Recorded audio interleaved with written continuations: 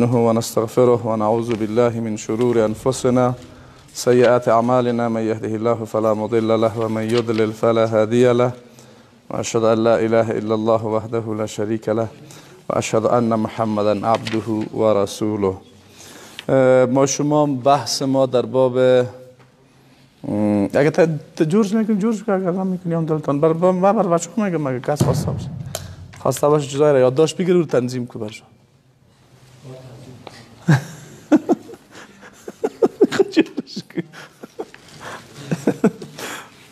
خب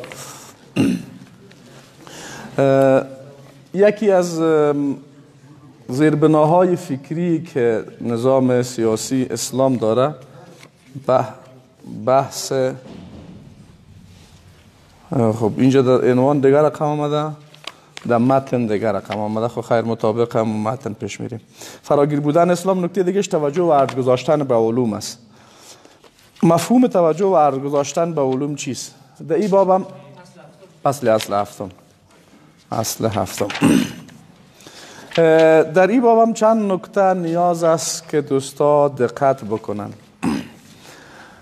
ما وقتی میگیم علم، این کلمه و این لفظ بر اساس معیارهای مختلف میتونه معانی مختلف داشته باشه. مثلا از دید مفاهیم دینی علم غالبا مجموعه از معلومات است که در نتیجه وحی به وسیله انبیاء علیهم السلام بر بشر آورده میشه. اما گاهی وقتا مثلا کسان کلمه علم را به دیگه مفاهیم به کار میبرن. خصوصا اگر دوستا دقت بکنن، ما در زبان انگلیسی مثلا یکی نالج داریم، یکی هم ساینس داریم.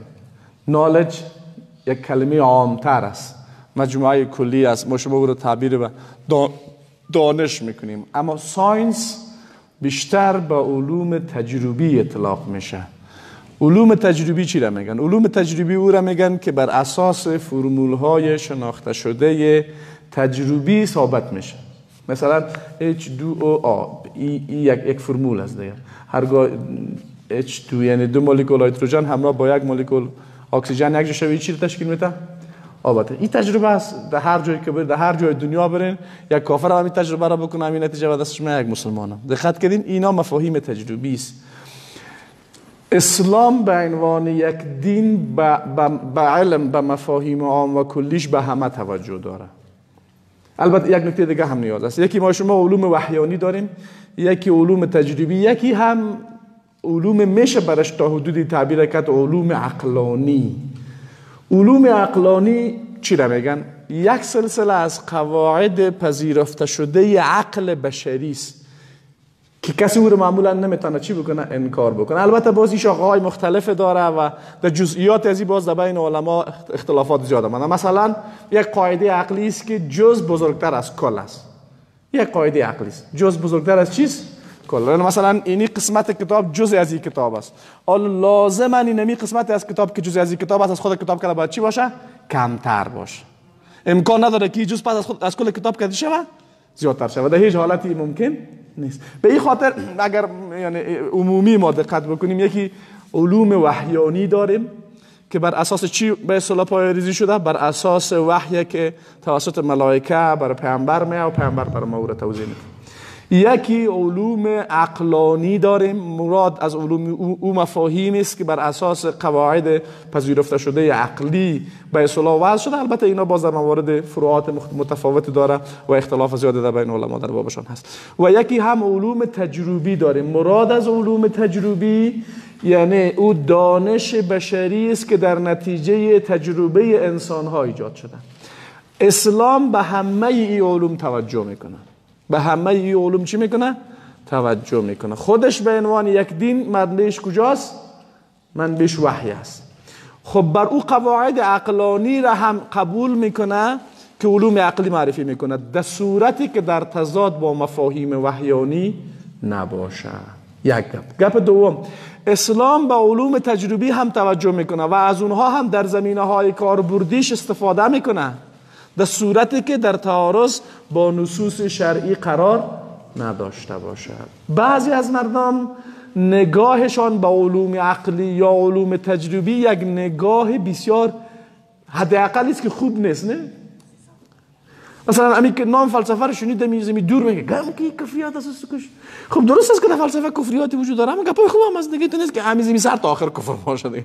دقت کردین؟ یا مثلا منطق، خوب درست است که در منطق در همه بر همه زیاد است، خصوصا زمانی که متکلمین آمدن عقیده اسلامی را بر اساس منطق معرفی کردن، خیلی خرابیا کردن. اما معنای گپی نیست که دیگه منطق از اول تا آخر دیگه چیز چتیات از کمش کوش به درد نمیخوره. دقت کردین؟ یا مثلا سایر علوم تجربی، مثلا ریاضی، نفهم، فیزیک و کیمیا و بیولوژی، شما خوب بلدین اینا را، نه این خوششان نمیاد، حداقل فکر میکنین این چیزای خوبی نیست، در حالی که خصوصا علوم تجربی چیزای خوبی زیاده داره و از نیازهای زندگی چی هست؟ و از نیازهای زندگی بشر هست.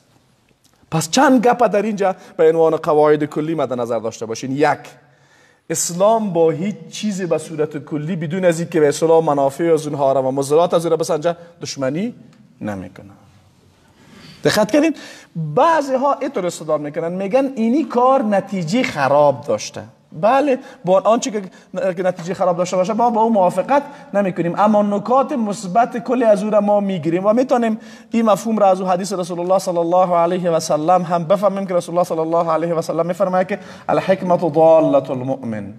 حکمت اینجا به مفهوم عامش به کار رفته، یعنی دانش گم شده مؤمن است. فاین وجدها فهو احق بها. در هر جایی را پیدا بکنه به او چیز سزاوارتر است که او را بگیره و از او استفاده بکنه. البته باز بعضی از نصوص احادیث دیگر را مردم در این باب جور کردن که نصوص صحیح نیست، بعضی هاش جعلیست، بعضی هاش مثلا اطلب العلم ولو بالسین، این حدیث جعلیست، یا در قسمت او حدیث پیامبر صلی الله علیه و کلمه و مسلمتون اضافه میکنن، طلب المسلم فریضه علی کل مسلم برای مرد و زن اطلاق میشه، اما اونا چون فکر میکنن که تنها با مرد است به یک مسلمان هم اضافه کنین که امیر چی کنیم جبران کنیم، در حالی که نه، کلمه مسلم وقتی عام آمد شامل چی میشه؟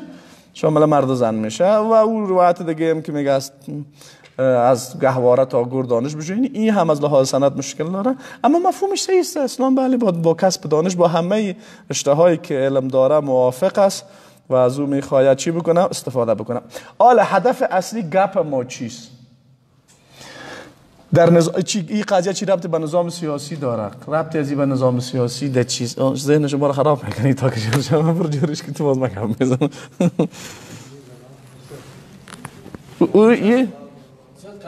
یک دانه از اونجا خورده کلام میشه از بالای سرش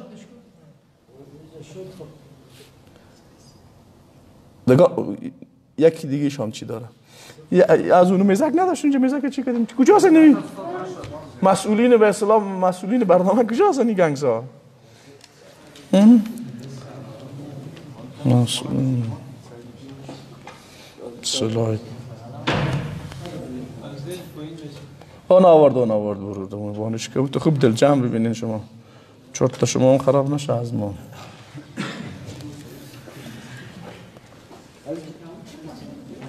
او طرف برمون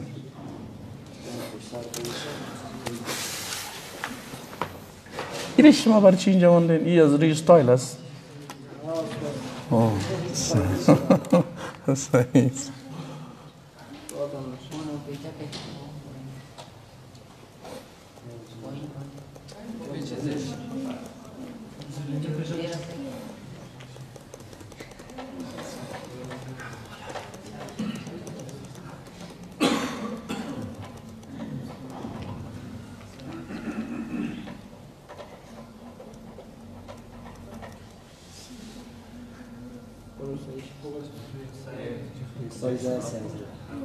برو غیره پیش غیره.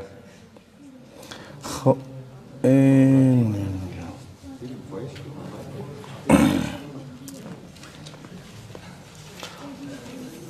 خب نکته که ربط از این قضیه به نظام سیاسی اسلام در چیست؟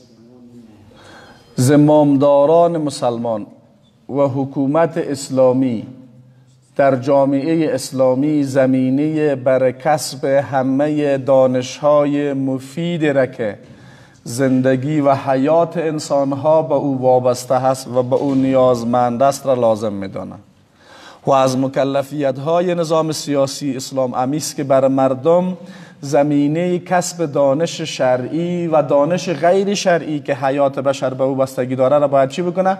مساعد بکنه، یک، تشویق بکنه، دو، و به خاطر رشد از او باید تلاش به خرج بده. متوجه شدین؟ یا اگر بیخی واضح تر برای شما گپ بزنم، یک دولت اسلامی برای مردم مدرسه دینی هم جور بکنه، خب مکتبی که علوم اصلی را هم ضرورت داره را باید جور، اردوش مکلفیتش است. متوجه شدین؟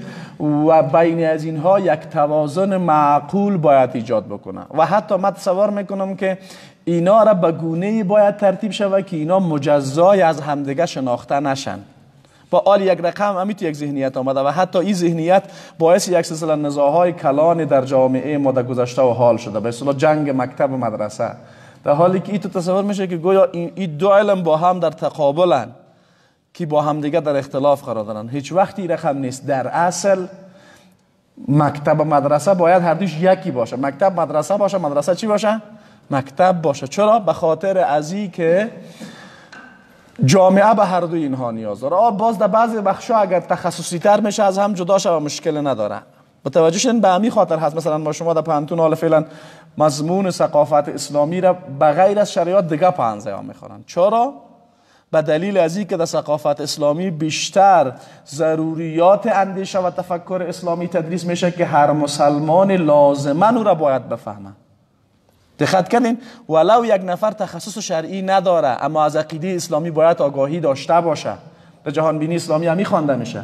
مثل سر اول ولو یک نفر متخصص علوم شرعی نیست اما احکام عبادی خود به عنوان یک مسلمان باید بفهمه، این سرش فرض است. مثل سر دو ما میره میخونیم.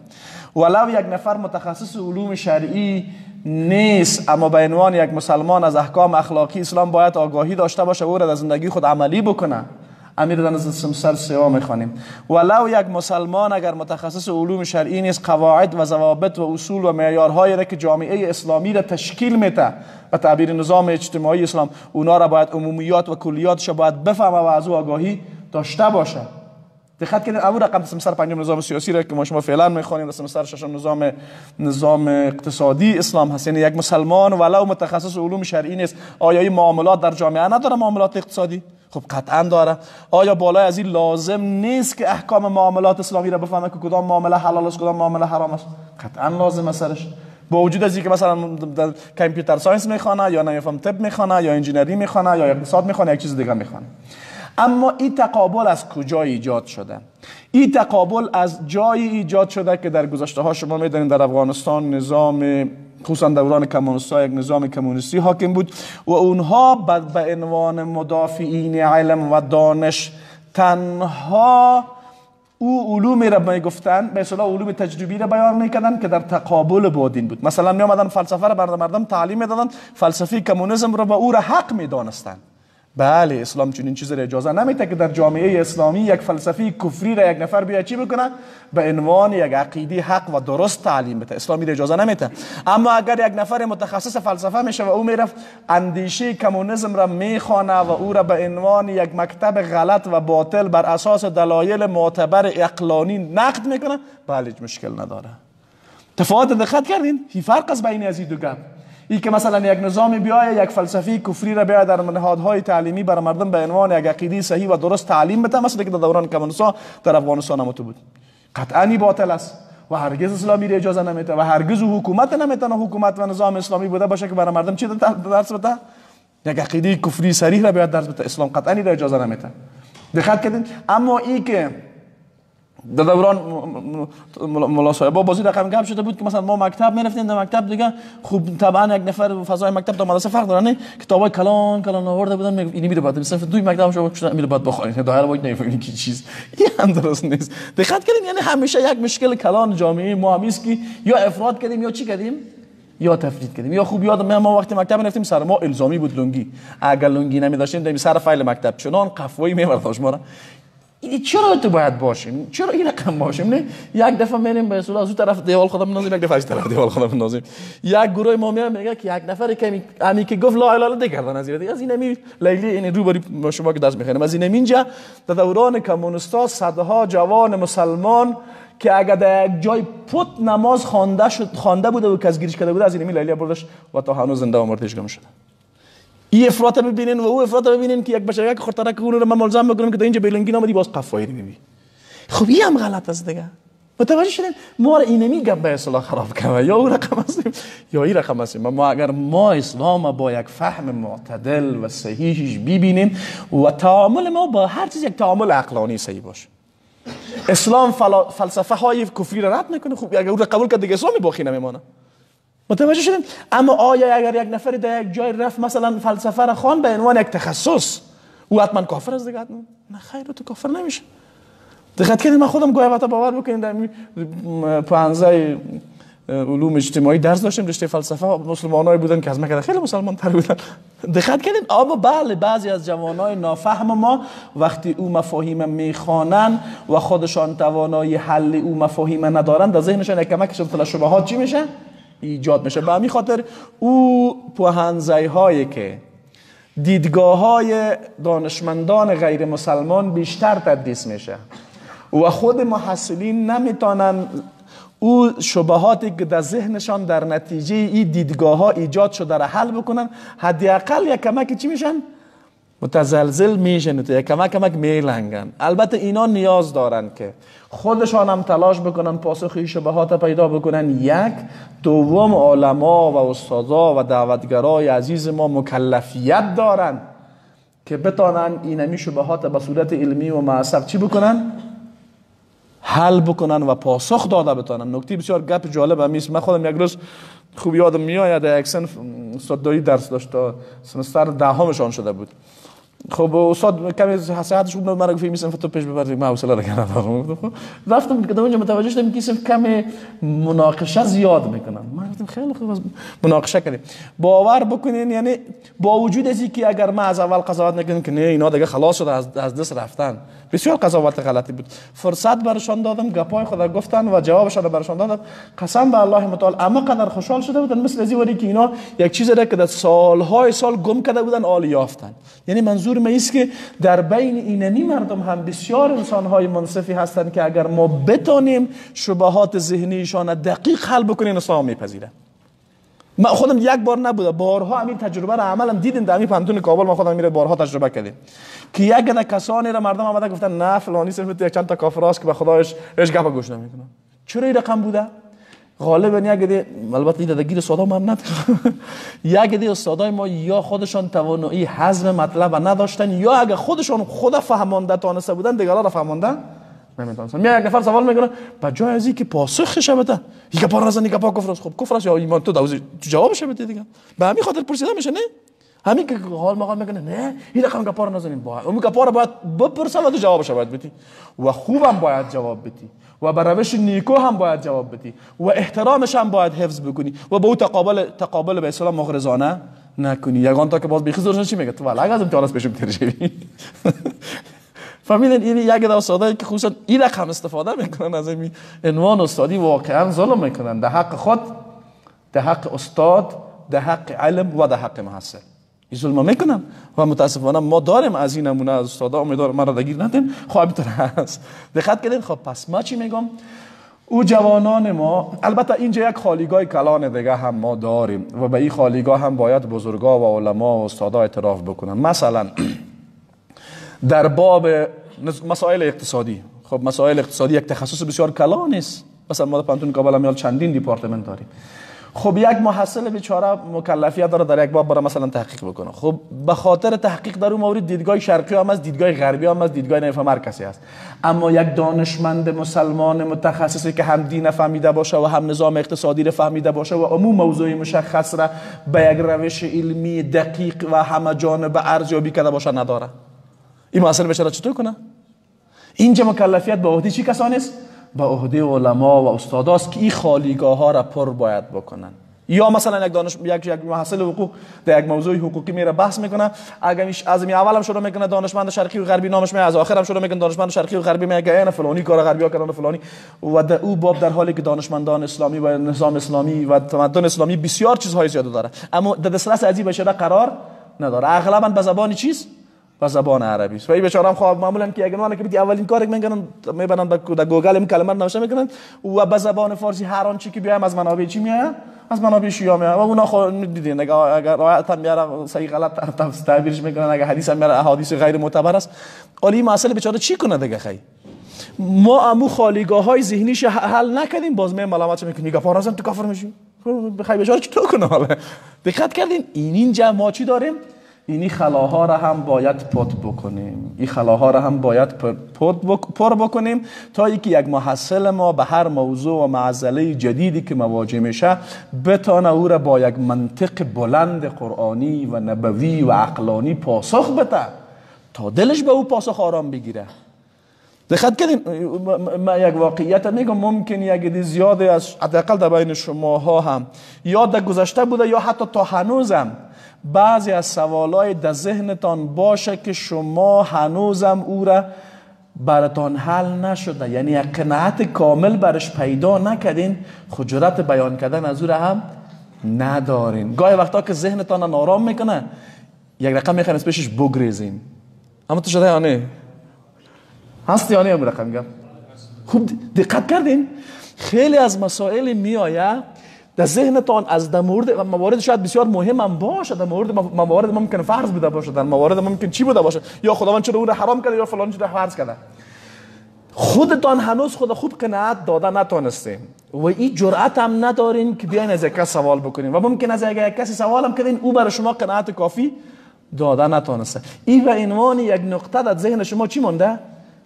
هر وقتی گاهی وقتا میآید بیدار میکنه شما را، با شما میگن که از این تیر شد یعنی تیر تا نمیارید. من اصلاحی هم تر بگم این روش درست نیست. او را بگذارین مطرحش بکنین، خوب جرأتمندانه هم مطرحش بکنین، اما پیش کسی که براتون او را حل کرده بتانه. به خاطری که من پیش بعضی ها بودم مثلا آمده یک سوال یک شبهه را مطرح کرده، پاسخ دهنده و شبهه را به گونه به اصطلاح خودش جواب داده که او شبهه را خوب کلان کرده، هیچ پاسخی بر جانب مقابل داده نتانسته. بله. تو یک سوال در ذهن ما گشت که در زمان سلیمان پیامبر بله وقتی که تخت بلقیس گفت بیاد یکی از وزیرایش بود که هر کسی یک نفر از اعضای یکیش گفت که من میارم تا از جای به جای شی، بهش گفت که چشم به هم زدن مایل برات میاد. اینی در عالم اسباب دنیا اگر فکر کنیم هر جسمی که میگه برابر صورت نور اگر که بیشتر حرکت کنه مشعل واره میسوزه. این تخت یعنی چه قسم در این عالم اینجا انتقال شد و این نشد. اینو میری چی رقم جواب بتیم؟ کی جواب از اینو میتن؟ کلتان میگه پشنیدین نه؟ در قرآن کریم آمده. کلتان قبولش کردین نه؟ از دوی چی قبولش کردین؟ الله گفت. درست ببینین در اینجا سوال از اینم ما به کف یک بیشتر گفتیم شبهه را من خوب کلان میکنم حالش رو بمانم با شما. خب سعی کنین. این امی نفر خب پیامبر نبود که بگه معجزه هست و معجزه امر خارق العاده است. چی رقم جوابی رو میتیم؟ این نفر پیامبر نبود که کارش چی بگیم؟ معجزه بگیم. چون در معجزه بله امی پاسخ امی نکته ای رقم داده میشه که این در باب شب معراج میان مطرح میکنن. درست است که وقتی مثلا گفته شده که معراج رسول الله صلی الله علیه و سلم چیست؟ جسمی یا روحی است. خب یک عده میگن جسمی، یک عده میگن روحی، اما قول راجح است که جسمی و روحی است. بعدی سوال مطرح میکنن پیامبر وقتی با جسم و روح خود رفت سرعت پیامبر باید تا کدام حد رسیده باشه؟ بر اساس علوم تجربی پیامبر در یک شب خیلی جاها رفت پس دوباره برگشت، پس سرعت پیامبر قطعا بالاتر از سرعت نور شده. و شما اگر یک جسم مثلا اینی موبایل یا حتی آهنه با یک سرعت ما فوق سرعت نور حرکت بتین ذوب میشه، خب جسم پیامبر چرا ذوب نشد؟ پاسخ بسیار ساده است. معجزه امیره میگن الله هر کار میتونه. من پاسخ علمیشه میخوام بگم. ما در تعریف معجزه چی میگن؟ امر خارق العاده. عاده مرادش چیز؟ مراد عادت انسان ها نیست، یعنی خلاف قوانین حاکم در هستی. عادت چیز؟ مثلا یک شما یک لایتر داری کدام تون بیتی میگیتی خواهد زمین سعی کنین اینی لایتر آتش داره، هرگاه اینمی آتش ما به این جسمی که قابل سوخت است برسانم. قانون چیست؟ من کتاب خطر نمیتونم اگر میره برسانم چی میشه؟ این قانون است. اینی عادت معمول در چیز؟ در هستی. اما با وجودی که آتش به این برسه و این جسم قابل سوخت باشه بازم نسوزه، اینی معجزه میشه. متوجه شدین؟ اگه این طبق معمول باشه خیلی معجزه نیست دیگه. مثل چی واره؟ مثل از این واره که مثلا اگه فرد بگه که من پیامبر هستم. خب پیامبر هستی، بله چی معجزه داری؟ من اول که از بالا منازم پایین میرم. درست هستی؟ چرا قبول نمیکنه؟ هر کس که از بالا منازم پایین میره دیگه. قانون است. زمین کشش جاذبه داره، یک جسم فیزیکی پایین میره دیگه. این دیگه این کجاست معجزه؟ دعوای پیامبری داره دیگه. اون وقت دعوای پیامبری که جسم آب جسم مایع اگر بنازی بالا بره، این خلاف قانون است. اینجا بگه که بله. متوجه میشه؟ نه بلا فاصله حکم نمیکنیم، ما ارزیابی میکنیم. تفاوت بین معجزه، بین سحر، بین کرامت، بین استدراج، اینا هر کدام جدا جدا. یعنی من مثال برای شما گفتم، یک نفر دعوا کرد که من چیستم، پیامبر هستم. برای او گفتن که خب تو پیامبری؟ گفت بله پیامبر هستم. گفت خب یک معجزه چیزی خب به ما نشون بده. خب بگین چی کنم؟ نکنم درختی چیزا موجود بده. گفت بگیم درخت پیش تو بیایه. یک هرچی گفت او درخت ببینم. من گفت من موضوع پیامبرای متکبر نیستم، من پیش درخت میرم.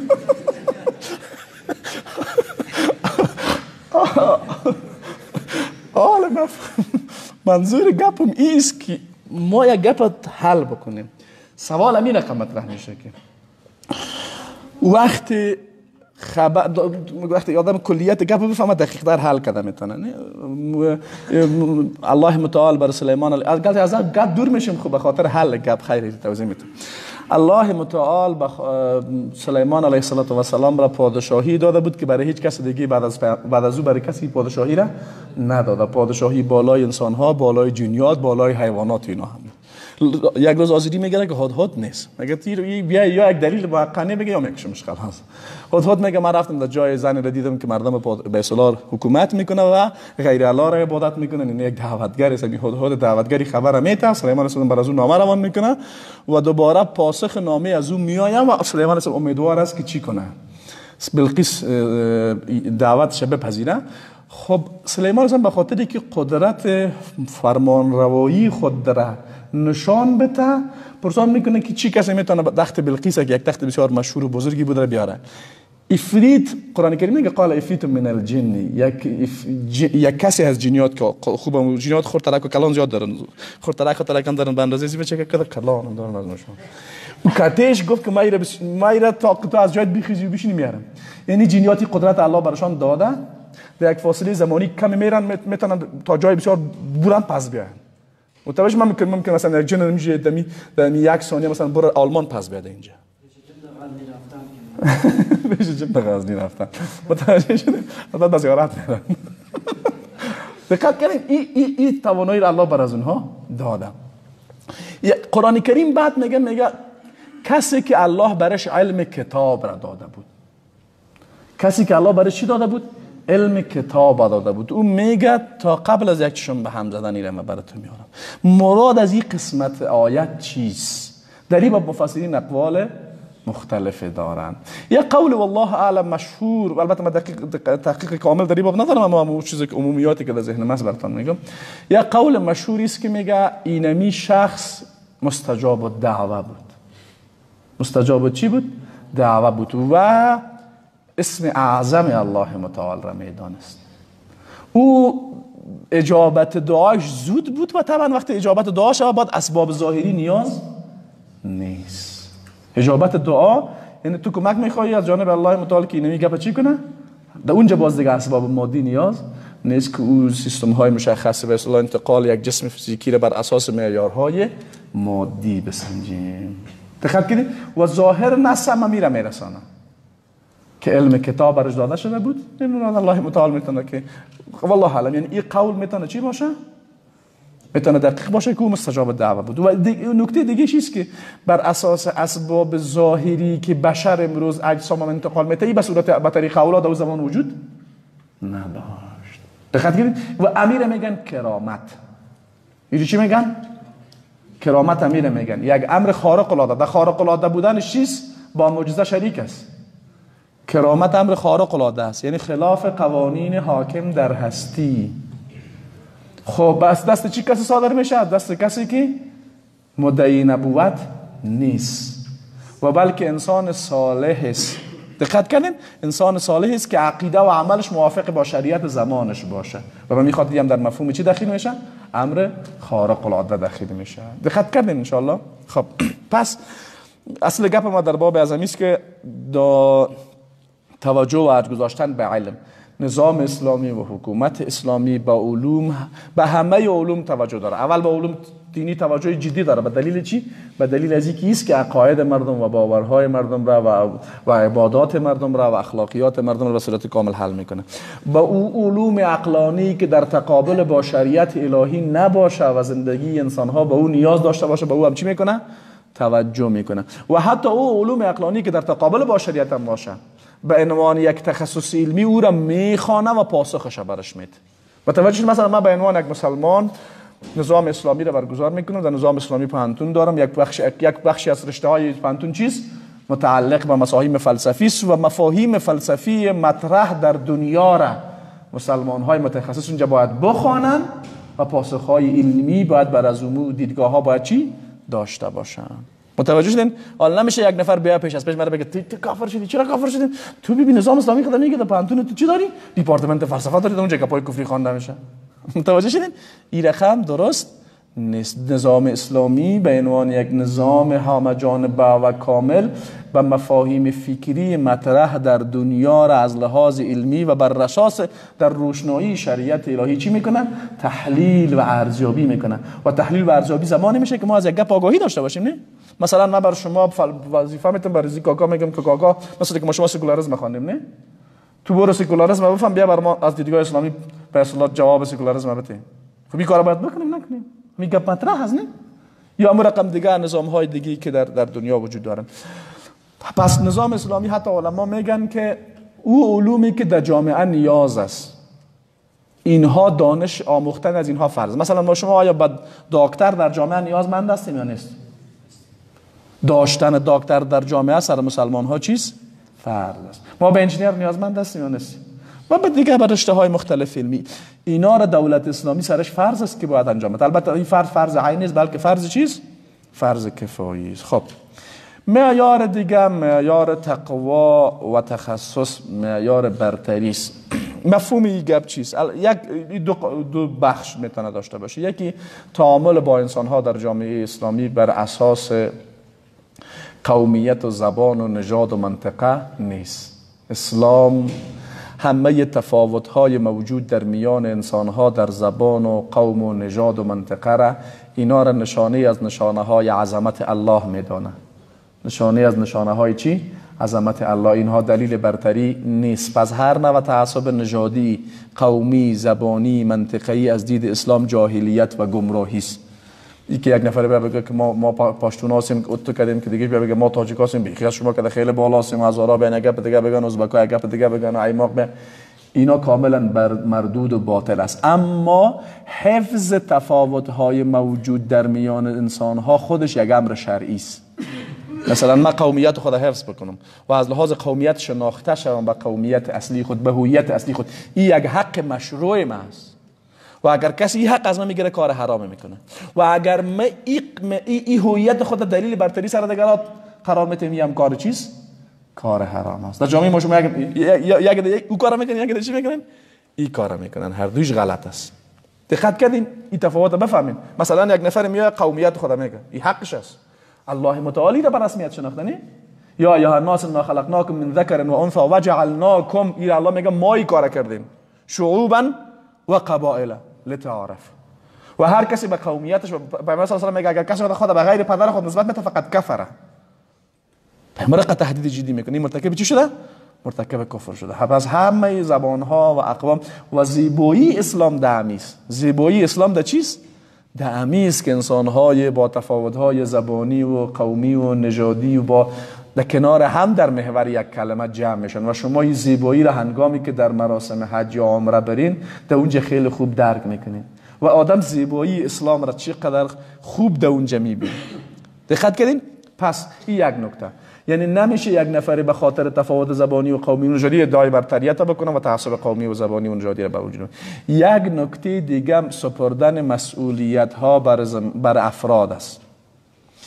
در سپردن مسئولیت ها بر افراد تقوا و تخصص هر دو مد نظر گرفته میشه. اینی گپم خوب دقت بکنین. مثلا ما نظام اسلامی داره، میخوایم که مثلا وزیر برق تعیین بکنیم. ما بگیم که خب کدام نفر دیگه تعیین بکنیم؟ فلانی مناسب که در فلانی مسجد در فلان جای درس خوانده، خیلی آدم متقی است، یعنی خیلی خوب است به وزارت برق. این گپ مسئله است؟ نه، تقوا داره خیر ببینه، تقواش برای خودش باشه، اما ما در کنار تقوا اینجا یک چیز دیگه هم ضرور داریم. چیز تخصص است. میشه که مثلا یک نفر در یک شفاخانه رفته بیچاره مریض از نزدیک عملیات است، ما پرسون میگیم ما چاپ بزنیم که خود کدام مولای خود متقی ما پیدا بکنیم که بین عملیات کنه. این درست است؟ نه. در اینجا به چی نیاز میشه؟ به یک دکتر متخصص نیاز میشه. دقت کردین؟ پس اینا مفاهیم بسیار بالی که خیلی از پیشان در هم برهم شده. معیار برتری در اسلام تقوا هست، اما معیار سپردن مسئولیت بر یک فرد در کنار تقوا تخصص هم هست. فهمیدین انشاءالله؟ این تنها کافی نیست که دیگه یک نفر خیلی آدم خوب باشه، این که آدم خوب بوده که کل سوار آرزو میتیم. نه، نمیشه. اون نمیفهمه چی کنم. میشه شبیه خیلی به اصطلاح خوب با تقوا رو پیدا بکنه و برش بریم نقشه این مسجد خوبته میتونه. این تقواش برای خودش الله برش مبارک بکنه، اما ما اینجا به چی نیاز داریم؟ به تخصص نیاز داریم. و به امی خاطر این گپ هم خوب بگیرین، شاید یگان تو برش گپ یک رقمک پیدا شود. او مفاهیمی که در جامعه اسلامی، او امور و وظایفی که در جامعه اسلامی ما یک آدم مسلمان خوب پیدا نکنیم برای پیش بردن از او، یک کافر که تقوا مقوا بیخی نداره خود تخصص داره، از تخصص از او چی میکنیم؟ استفاده میکنیم. متوجه شدین؟ مثلا چی؟ در جامعه اسلامی رهبری عمومی جامعه را به غیر از مسلمان کسی دیگه کرده نمیتونه، اما در یک بخش خاصه که ما از مسلمان ها کسی را پیدا نکنیم که او را پیش ببره، تا زمانی که در اونمور رشته مثلا ما متخصص مسلمان تربیه میکنیم از یک کافر هم استفاده کرده میتونه. مثلا ما در افغانستان نظام اسلامی جور میکنیم، بنده وقت داریم، متخصصین مشخص داریم که بنده وقت بر ما چی بکنه؟ پیش ببره. ما میریم یک تا کافر از یک جای پیدا میکنیم، بیا بگیم پیسه هم برش میده، میگم این کارو برای ما چی بگو؟ پیش ببری. کار ما خلاف شریعت موافق با شریعت است. دقت کردین گپا؟ پس حتی نگاه نظام اسلامی امیر رقم است و بله این خیلی اولویت داره که ما باید اول چی داشته باشیم؟ کادرهای متخصص مسلمان هم داشته باشیم. اگر داشتیم باز بله نیاز به کافرکا این برو بیاد تو کارت که ما از خود داریم، اما اگر نداشتیم استفاده از دانش غیر مسلمان ها در زمینه های تجربی هیچ مشکلی نداره. فهمیدین ان شاء الله؟ خیر ببینید. خب پس این منظور ما از تقوا و تخصص در اینی بخش است. فهمیدین؟ یکی در باب فضیلت است و یکی در باب سپردن چی؟ سپردن مسئولیت ها. دیگه اخلاص در انجام امور. این گپ بسیار مهم است که انسان باید دقت داشته باشه. اداره جامعه اسلامی در اسلام در مفهوم کلی عبادت دخیل است. در مفهوم چی دخیل است؟ چرا در مفهوم کلی عبادت؟ به خاطر که مفهوم عبادت یکی معنای خاصش است، یکی معنای عام عبادت است. غالبا ما شما وقتی میگیم عبادت مراد ما مثلا در ذهن ما اول میاد نماز و روزه و ذکر و تلاوت. اینا مفاهیم چیست؟ خاص عبادت است. یک نفر میره در جامعه مثلا دکانداری میکنه و هدفش کسب چیز؟ کسب روزی حلال است و احکام شریعه هم رعایت میکنه، اینمی هم عبادت میکنه. اما اینجا معنای چیست؟ معنای عام عبادت مراد است. در اداره جامعه اسلامی تطبیق احکام اسلام در زمینه‌های مختلف ای در مفهوم کلی عبادت دخیل است. چرا؟ چون الله متعال ما را مکلف کرده که در بین مردم بر اساس عدالت حکم بکنیم. عدالت یک گپ بسیار عام است، نه؟ یک گپ عام است. مثلا تو یک نفر مثلا بر تو 2 روپیه داده میگیره بر نیازمندا تقسیم بکنی، می 2 روپیه یک روپیه به یک فقیر بده، یک روپیه به یک فقیر دیگه، همین چیز همین عدالت است. از این گپ گرفته تا گپ بسیار کلی که متعلق به کل جامعه میشه. اینا مکلفیت های شرعی است و الله متعال یک عبادت ولو عبادت به مفهوم خاص باشه ولو به مفهوم عام باشه زمانی قبول میکنه بر اساس که به اساس چی باشه؟ نیت خالصانه انجام شده باشه. پس زمامداران مسلمان و مسئولین نظام اسلامی در هر بخشی از بخش‌ها که باشه، اگر یک عسکرک خورترک باشه یا یک مامورک باشه، تا اینکه یه رهبر عمومی جامعه اسلامی باشه همهشان مکلف هستند در ادای وظایف سپرده شده خود باید اخلاص داشته باشند. اخلاص که داشت چی میکنن؟ کار را به بهترین وجه ممکن انجام میده. دقت کردین گپ مرا؟ کار را چرا؟ به خاطری که هدفش از انجام اینمی کار چیست؟ رسیدن به رضایت الله متعال است. و هر انسانی میفهمه که در یک کاری که من خیانت کردم بعد دیگه از رضایت الله برای من حاصل نمیشه. مثال برای شما میتونم، مثلا من مامور باشم در دولت اسلامی، در یک جای مامورک باشم که مثلا به اصطلاح چی کنم، من صادره و وارده بکنم. من وقتی اینمی کار یک مسئولیت شرعی خود بدانم، هیچ وقتی مثل مامورین امروزی واره کردیم پیشین که میشد میگه برو وقت رسمیات خلاص دیگه. نه، دقیقاً تا ساعت، اگر مثلا رسمیات دولت تا 4 بجه گفته، من تا ساعت 3:59 هم تا آخرین لحظه ای که اونجا مسئولیت دارم مسئولیت خود ادا میکنم. اگر ادا نکردم چی محسوب میشم؟ خائن. میفهمین گپا؟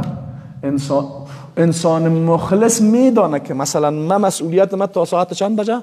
از اینی بجه تا اینی بجه است. دقت کردین ان شاء الله؟ اینی موارد بسیار مهم است که مد نظر داشت. اما اگه مخلص نبود چی؟ اگه مامور باشه یا وزیر باشه، امیر که برش سپرده میشه مسئولیت، اول از این میگه خوب آل ما چه رقم ازی پیسه بدوزی کنم، نه همین وضعیت امروزی همین رقم است. اگه وزیر میشه پیش از پیش، خب اول خب بعد چقدر پیسه بده برای دزدای دیگه که دادم راز، نه دزدای سرگردنه پارلمان که از ما تیر شد، برای دزدای سرگردنه بعد پیسه بده که تیر شد، که تیر شد باز خودش بگه خوب آل مثلا من $1,00,000 خو مصرف کردم، آل چه رقمی $3,00,000 بعد از بیارم. اولین چیزی که در ذهنش میگرده چیست؟ از این دیگه توقع خیر خوبی حماقت است. متوجه شدین؟ دیگه جای از اینا باز در اسلام نه. اما اون نفری که رهبری جامعه را ادای یک مکلفیت را یک عبادت بدانه و یک مسئولیت بدانه، او تلاش میکنه که خدا بکشه از اینجا. مثلا ما تشکیلات دولت اسلامی رو جور بکنیم، شما اینجا باشیم. متوجه شدین؟ مثلا به بخش وزارت دفاع هر کسی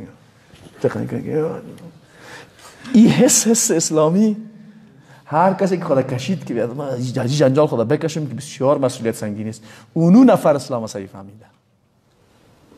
متوجه شدین؟ متوجه گپم شدین؟ من چی میفهم بگم؟ اگر در اینجا مثلا تشکیلات دولت اسلامی جور شود و یک نفر را به عنوان وزیر تعیین میکنیم، هر کس که زیاد فرار کرده ازی برای از اون نفر سپرده میشه در اسلام. میفهمین؟ اون نفری که خوب فرار کرد، اون نفری که گفت ما هستم، اول برای سپرده نمیشه. اون نفری که نگفت ما هستم خیلی سیدوش که باشی چه وقت مرا صدا میکنه، برای ازی هم سپرده نمیشه. چرا؟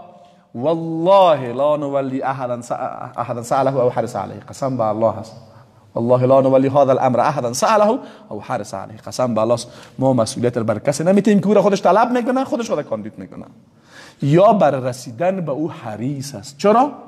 به خاطری که این نمی جایگاه را یک فضیلت میدانه بخواد، نه یک مسئولیت. نه که خود حساب میکنه که بچهش وزیر کشیدی این قما شد، این قدر نفهم اصلا این ماشای رسمی را که حساب نمیکنه. ساعت تیر است که پیسا رو ببی، کشفش ببی، موترا رو ببی، لپ و جب ببی، نفهم این رقم فکر میکنن. به همین خاطر چی میکنن؟ در رسیدن به او جایگاه کله یک دیگه خود میده میکنن. پس اینی گپی است که بسیاری ها فراموش کردن. او را در نظام اسلامی از یک ماموریت خردترک گرفته تا رهبری عمومی جامعه، اینا مسئولیت است. هر قدر جایگاه تو بالاتر باشه مسئولیت تو چیست؟ سنگین تر است. و او مسلمانی که اینمی وظیفه را یک مسئولیت شرعی خود بدانه، کوشش میکنه از این چی کنه؟ خدا بکشه، نه ای که به خاطر رسیدن به او چی بکنه؟ تلاش بکنه. این گپ میتونه ضمنی این مسئله را جواب بده.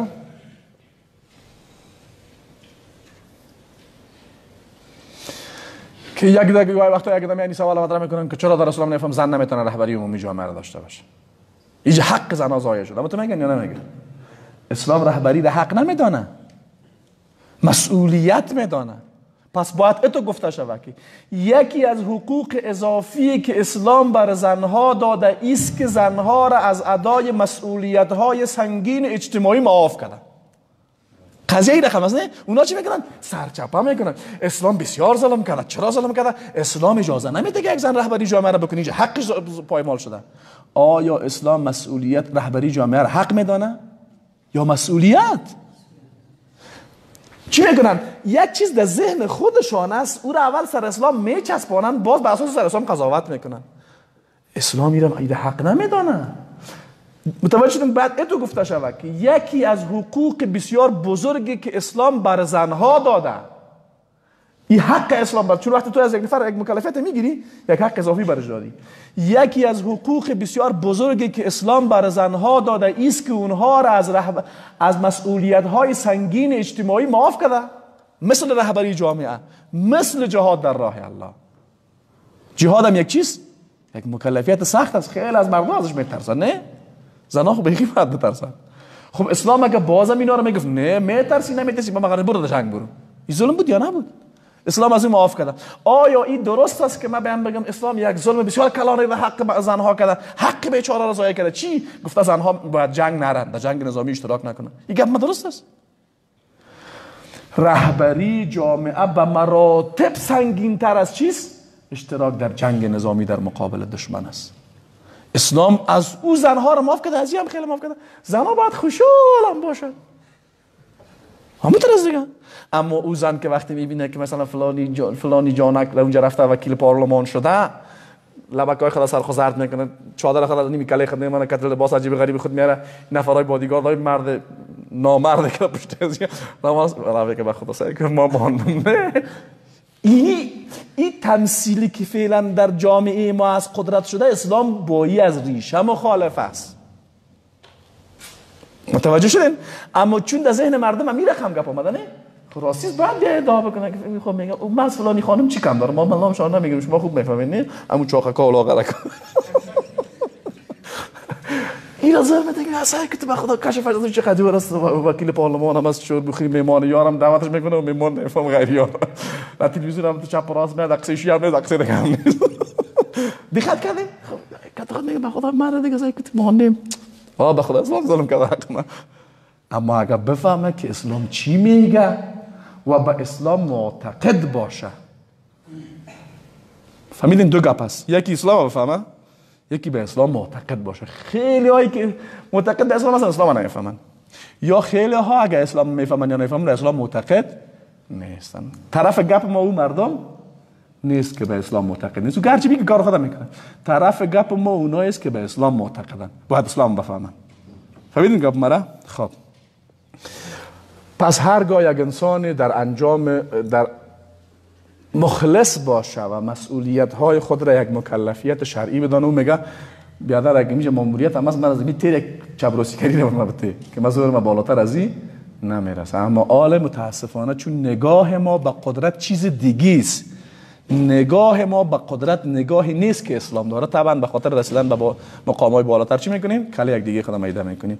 و احساس مسئولیت هم ضمن از این گپ ان شاء الله توضیح داده شد که یکی از ارکان فکری نظام سیاسی اسلام هست. و نکته دیگه عدالت و مساوات. عدالت و چی؟ عدالت و مساوات. اسلام البته تفاوت بین از این دو مد نظر داشته باشین. گاهی وقتا یک مردم فکر میکنن لازمه عدالت است که حتما مساوات باشه. نه خیر، گاهی وقتا مساوات عدالت است و گاهی وقتا مساوات عدالت نیست. چی رقم؟ مثلا من به دو نفر یک مسئولیت را میتونم، هر دویشان مسئولیتشان یک اندازه هست، کارشان یک اندازه هست، باید بر هر دوی از اینها من مزد چی بتونم؟ یک اندازه بتونم. اگر ای هم 3 ساعت کار میکنه و کاکای پالیش هم 3 ساعت کار بکنه، من برای 2 ساعت بدم، برای 3 ساعت بدم. خب اینجا مساوات هم نقد کردیم، عدالت هم نقد کردیم. چرا؟ چون مکلفیت ها مساوی بود، باید حقوق هم چی باشه؟ مساوی باشه. اما اگر این کاکا 1 ساعت کار میکنه، پولفردی 3 ساعت کار میکنه، من برای کاکای اولی به اندازه 1 ساعت باید ماش بدم، برای کاکای دومی به اندازه چی؟ 3 ساعت. اگر یک نفر بگه نه تو خراب کردی دیگه، چرا برای خودت؟ خب میگم برادر عزیز درست است که مساوات نیست، اما عدالت است. چرا عدالت است؟ چون بر هر کسی به اندازه مسئولیتش چی دادیم؟ امتیاز دادیم. اسلام تا جایی که مساوات با عدالت یکی باشه مساوات داره. در جایی که مساوات عدالت نباشه چی رو ترجیح میده؟ عدالت رو ترجیح میده. اگر یک نفر بگه در هر جای باید مساوات باشه، خودی از این خلاف عدالت است. متوجه شدین؟ اگر یک نفر بگه که نه در هر جای باید چی باشه؟ این خودش اصلا عدالت به صورت کامل چی کرده؟ کامل نقض کرده. بلکه اسلام یک دین عدالت محور است و بله تا جایی که مساوات متضمن عدالت است مساوات میکنه. جایی که مساوات عدالت نقض میکنه باز اسلام چی میکنه؟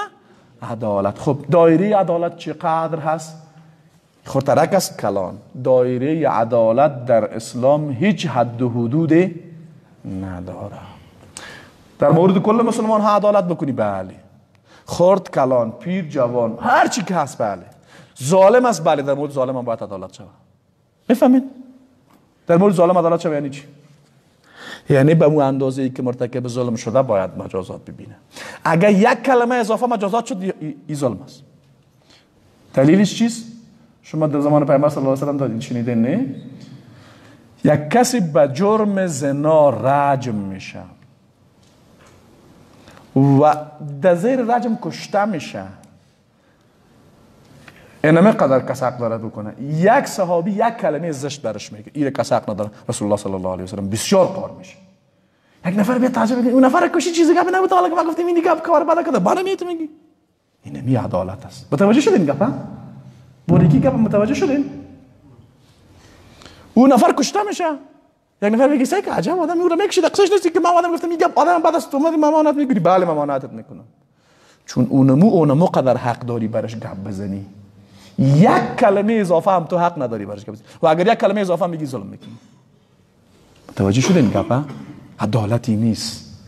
خب در بین مسلمان ها بسیار بدم عدالت بچه و بله مسلمان خیلی بدم اگر بود کسی در مقابل از او ظلم کرده نمیتونه. خب دیگه چی؟ کافر؟ بله کافر.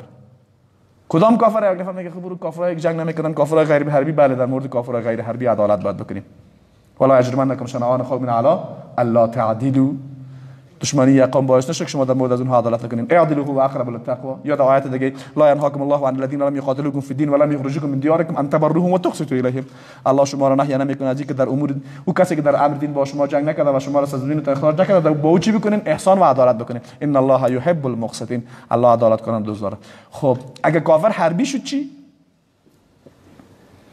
در مقابل کافر حربی در میدان قتال هم عدالت کس نقض کرده نمیتونه. پس عدالت در اسلام هیچ نوع محدودیتی در مقابل کافر چی رقم عدالت کنیم؟ در بین میدان جنگ کی میگه؟ کی رقم میکشیم دیگه چی فهم نداره عدالت؟ بگیم جنگ کنیم مسئله نمیکنیمش دیگه؟ تعدی و تجاوز نمیکنیم دیگه؟ دیگه؟ اگر جنگ فرار بکنم دیگه بیشتر تقریب میگیریم چی نمیکنیم. او برای مسلمان های باقی است. کافر اگر تو بفهمی که اون طرف از طرف بدار میخوره باز میری پشتش. سعی کنیم. قرآن کریم میگه وقاتلوا فی سبیل الله الذین یقاتلونکم ولا تعتدوا. بجنگین در راه الله در مقابل او کسانی که با شما میجنگن اما از حد نگذرین. مفسرین در این باب چند تفسیر میکنن. یک، شما آغازگر جنگ نباشین. دوم، از حد نگذرین. امید یک تفسیر دیگه همیست مثلا اون را مثلا نکنین. متوجه شدین؟ گپ مهمتر دیگه ایست که اراده نفس خودتان در جنگ در مقابل کافر در میدان جنگ دخیل نشه. متوجه شدین یعنی چی؟ یعنی اگر مسلمانی مجبورم شده در مقابل یک دشمن حربی بجنگه و او را در مقابل شمشیر بکشه هم هدفی مسلمان در امونجا هم خیرخواهی به این کافر است. او خیرخواهی چیست؟ ایست که تو میخوای امو هدایت شود. پس هر سبب از اسباب هدایت که در میدان جنگ هم ایجاد شد تو باید اون امور دنبال بکنی. در میدان جنگ بله در میدان جنگ. در وسط معرکه بله در وسط معرکه. به دلیل چی؟ شما غزوات رسول الله صلی الله علیه و سلم خواندین نه؟ غزوه خندق خواندین. غزوه خیبر خواندین. غزوه خیبر چند روز طول کشید نه؟ هر روز مسلمان ها یک قسمتی از مناطق خیبر مثلا میگرفتن و اونا قلعه های بسیار مستحکم داشتن. هر روز که پیامبر دوباره مجاهدین روان میکرد بازم چی میکرد؟ اونا رو چی میگفت؟ بازم اول دعوتشون بکنید. این تو نبود که در اول جنگ گفت دیگه با تا آخر زدن شما تو کسر زنده نموندن. نه، هر بار دیگه هر روز دیگه که باز بداشت بازم دعوت میکرد. چی گپ است دیگه؟ خود نفر کشته است. چرا ما مسلمانیم و به خاطر دین الله جنگ میکنیم. امی کافره که به نص قرآن شدیدترین دشمنی را با ما داره، در میدان جنگ که کوچکترین غفلت باعث میشه ما را بکشه، بازم خیرخواهی ما در مورد از اونا فراموش نمیشه. شما میفهمین؟ حالا یک درد بسیار مهمه میگم، امی کلاهای اندی والای ما خوب باز شوه. مسلمانی که به خاطر دین الله آماده کشتن و کشته شدن است، هدف اصلی از دین را که هدایت انسانها و نجات انسانها از جهنم است، در حین معرکه هم فراموشش نمیشه. به همین خاطر بعد از چند روز جنگ هم وقتی رسول الله صلی الله علیه و سلم صدا میکنه که شما فردا بیرق را به دست او کسی میتیم که الله پیامبر را دوست داره و الله پیامبر او را دوست داره. عمر رضی الله عنه میگه که بیشتر گفتیم، میگه هیچ وقت نشده بود قسم به الله که من به خاطر رسیدن به یک جایگاه اشتیاق در من پیدا شده باشه بجز این جای. چرا اینجا عمر میخواست کی مسئولیت ای افتخار رو کسب بکنه؟ نه، میگفت من به خاطر از اینجا اشتیاق پیدا نکردم که پیامبری قماندانی جنگ به من بده، به خاطری که پیامبری صفت بسیار بارزه گفت که من بیرق را برای کی میتم؟ برای او کسی میتم که الله پیامبر را دوست داره و الله پیامبر. این بسیار گپ کرد. عمر میگه فقط دمیجه من خواستم که اینجا چی این مسئولیت برای ما سپرده شود به خاطر این فضیلت. اما وقتی فردا پیامبر آمد در بین مجاهدین دید که نفری را که میپالن نیست. گفت کجاست؟ علی ابن ابی طالب. برش گفتن یا رسول الله مریض است. گفت صدایش بکنید. صدا کردن علی رضی الله عنه چشماش درد میکرد. رسول الله صلی الله علیه و سلم آب دهن مبارک داد، چشمای مبارک علی رضی الله عنه گذاشت و الله برش شفا داد. بعد بیرق را برش داد. برش چی گفت؟ گفت ای علی، در میدان جنگ هم هست، وقتی میری بازم اونا را به چی دعوت بکن؟ به اسلام دعوت بکن. قسم به الله است اگر یک نفرشان هم دعوت اسلامی را اینجا قبول بکنه، همین یهودی هایی که در مقابل پیامبر الله می جنگن، اگر قبول بکنه برای تو از شتران سرخ موی چیز و مراتب ارزشمندتر است. این حدیث پیامبر در چه گفته؟ در وسط معرکه در مقابل کی؟ در مقابل یهودی که با کی می جنگه؟ با رسول معظمی که از جانب الله مستقیم برش وحی میشه. توجه شدین؟ و به همین خاطر این روایت مشهور است، گرچه من از لحاظ سند زیاد نمیفهم اما مفهوم بسیار زیبایی داره. استاد ما دیدیمت که آمدی مثل تو ما شما ضعیف نیست که بیایم باز بگه آمدن نه آمدن، میگه به ترجمه خلاص. علی رضی الله عنه روایت مشهور است که میگه در میدان جنگ در مقابل یکی از قماندانای مشرکین وقتی پیروز میشید آب دهن خود برش میندازه، جا از کشتنش دست خود میکشه. شما میگه تو چی رقم بودی در میدان جنگ؟ میگه تا قبل از این هیچ نیت دیگه به خاطر جنگ ما در مقابل تو وجود نداشت، اما وقتی تو در مقابل ما یک عمل نشان دادی، من ترسیدم که هوای نفس ما در کشتن تو دخالت بکنه و حکم الله فراموش شود یا حداقل کمی خدشه‌دار شود. یعنی نیت ما چی شود؟ مثلا به اصطلاح از 100% یک 2% برای دفاع نفس ما قرار بگیره. نخواستم این جگی گپ شود.